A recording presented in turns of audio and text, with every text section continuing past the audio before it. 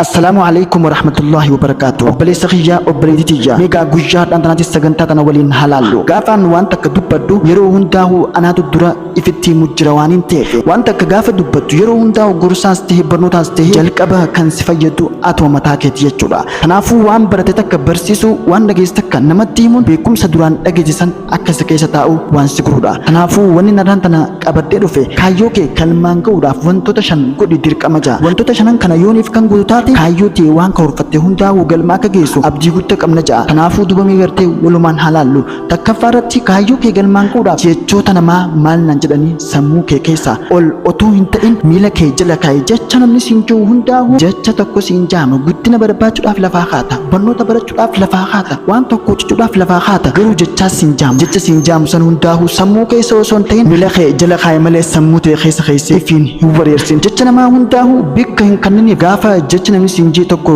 sitti dhageemee yeroo teessu yeroo deemtu hundaa'u akka taatu dhabde jecha namni siin jee san sammuu keessatti bootaa hin kannine fuudhi miila kee jala kaa'eeti irra jedhu bira dabre kun humaa rakkoon qabu jecha ilma namaa waantiif jecha rakkoon qabu jedhi iddura dabre lammaffaa irratti rakkina amma keessa jirtu fi cinqii sitti jiru kana hundaa'u rakkina amma keessa jirtu fi cinqii sitti jirtu kana kaleessa kee yaadachuun fuuldura kee abdachuudhaan bira kuti rakkina kam keessa akka dabarteef beekta rakkina akkam keessa akka dabarteef beekta rakkina sana akkamitti mo'achuu dandeesse gaafa haanu sanaafuu rakkina ammaan tana gufuu sittee dhufu kana hundaa'u bira dabre obboleessa kiyya rakkina kaleessa yaadadhuti kanaafuu obboleessa kiyya ati gaafa balloo keessatti rabbii keetii wajjin jiraatte rabbiin subhaanahu wa ta'ala gaafa rakkatte suma wajjin jira. تعرف إلى الله في الرخاء يعرفك في الشدة. obboleessa kiyya gaafa jireenya kee keessatti bal'inni sitti jiru san gaafa waan takka rakkatini bal'ina keessa jirtu rabbii kee yaadachuu hin lakkisin maaliif jennaan ati gaafa rakkoo takka keessa mudattu rabbiin subhaanahu wa ta'ala si gargaaree rakkina san keessaa si baasa. Kanaafuu rakkina kee dabarsan yaadachuutu keessa dabre rakkina si dhufu hundaa'u ilmi namaa hundinuu kan rakkanne hin jiru.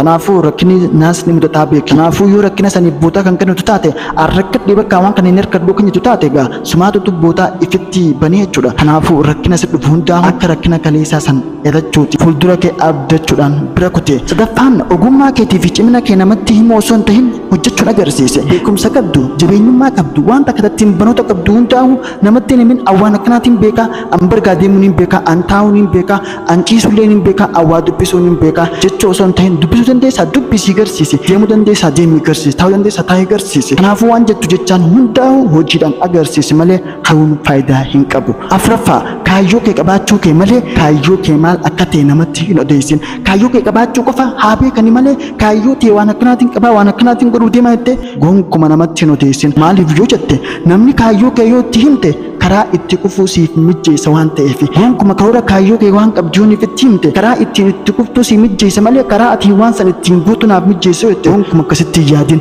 waan kana qabaannaan kaayyoo kee qabaachuu qofa itti himi garuu ammoo kaayyoo kee san maal akka ta'e namatti hin odeessin jaa. Shanaffaa taatee argamu hundirrattuu ofitti amantummaan hojjechuu qabda.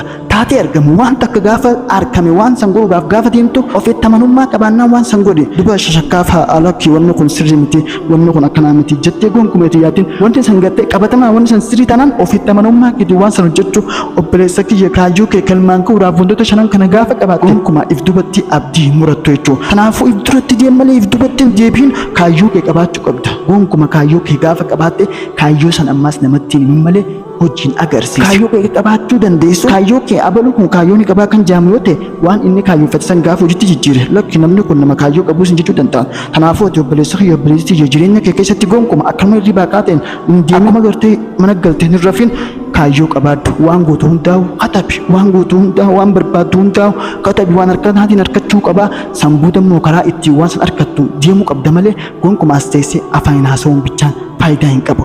Egaa sagantaan guyyaa raantanaa taniin qabadhee dhufe asirratti dhaabna hanga sagantaa birootti walitti deebinutti nagaan nuuf turaa isin jenna. Assalaamu alaikum warahmatullaahi wabarakaatuh.